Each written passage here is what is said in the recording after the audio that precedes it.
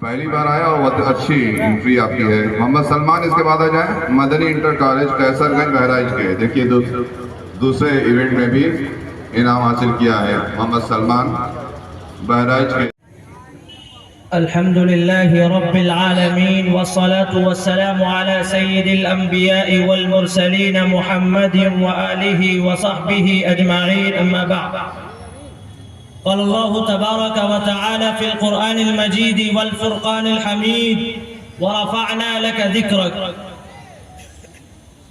حکم صاحبان اور عزیز ساتھیوں، آج کی اس تقابلی بزم میں میری تقریر کا عنوان وَرَفَعْنَا لَكَ ذِكْرَكَ ہے.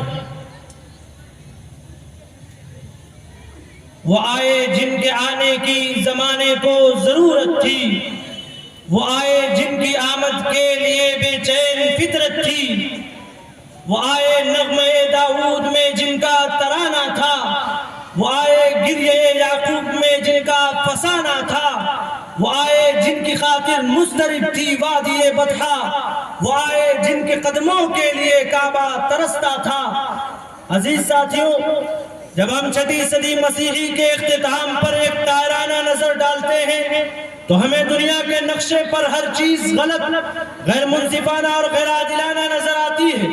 پوری دنیا ظلم و ستم اور جبر و استبداد کی آماج گاہ بنی ہوئی دکھائی دیتی ہے. پوری دنیا میں یہودیت، نصرانیت اور مجوسیت پر عمل ہوتا تھا.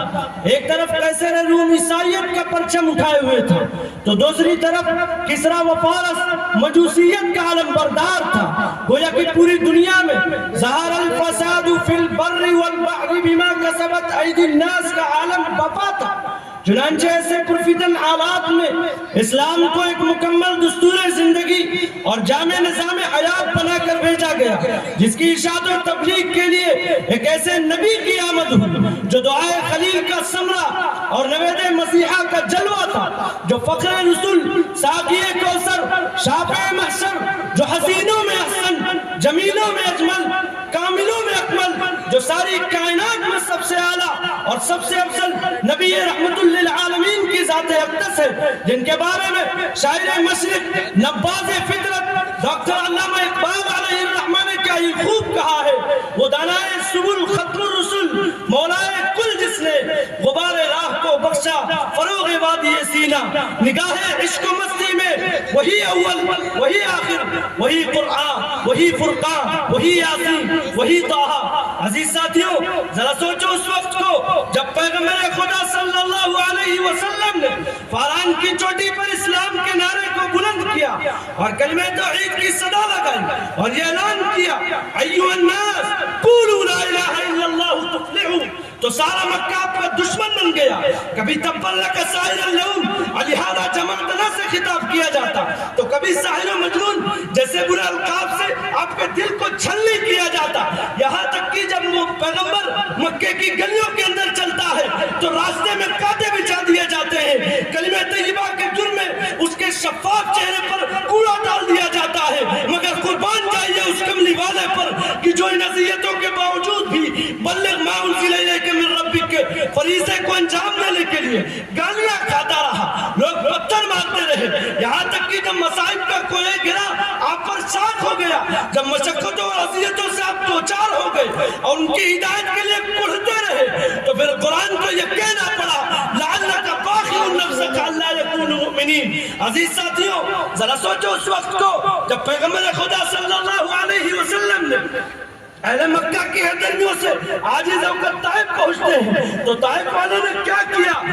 اس قدر سرداروں نے اپنا مذاق اڑایا، یہاں تک کہ جب مصائب کا کوہ گرا آپ پر شاک ہو گیا، ایسی پتھر بازیاں کی گئی کہ آپ کے جوتے خون آلود ہو گئے. مگر قربان جائیے اس کملی والے پر کہ جو ان اذیتوں کے باوجود بھی اپنے نبوت والے ہاتھ اٹھا کر بارگاہ ایسی میں کہتا ہے: اللہم اہد قومی فإنہم لا يعلمون، اللہم اہد قومی فإنہم لا يعلمون. جب مکہ کی سرزمین مسلمانوں پر تنگ کر دی گئی اور ظلم کا سیلاب امٹ پڑا تو بالآخر آپ اور آپ کے صحابہ کو مکہ چھوڑ دینا پڑا. لیکن منشا یزدی نے اس ذات گرامی کے لیے وہ رفعنا لک ذکرک کا مزہ تیار کر رکھا تھا، جس کے نتیجے میں آپ کو ایسی مقدس جماعت عطا کی گئی جو اشداء علی الکفار اور رحماء بینہم کی جیتی جاگتی تصویر تھی، جو یشد بعضهم بعضا اور کانہم بنیان مرصوص کی عملی نظیر تھی۔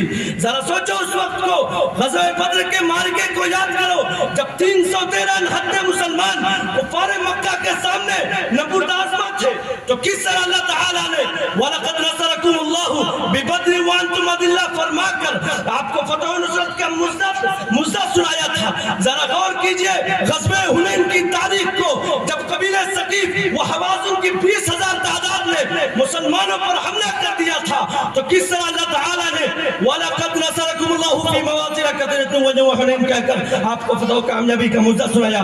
میں اس شعر کے ساتھ اپنی تقریر کو ختم کرتا ہوں۔ وہ بجلی کا کڑکا تھا یا صوت ہادی، عرب کی زمین جس نے ساری ہلا دی، اتر کر ہرا سے سوئے قوم میں آیا اور ایک نسخہ کیمیا ساتھ لایا۔ خود نہ تھے جو راہ پر اوروں کے ہادی بن گئے، کیا نظر تھی جس نے مردوں کو مسیحا کر دیا۔ وآخر دعوانا ان الحمدللہ رب العالمین۔ ماشاءاللہ، بہت خوب۔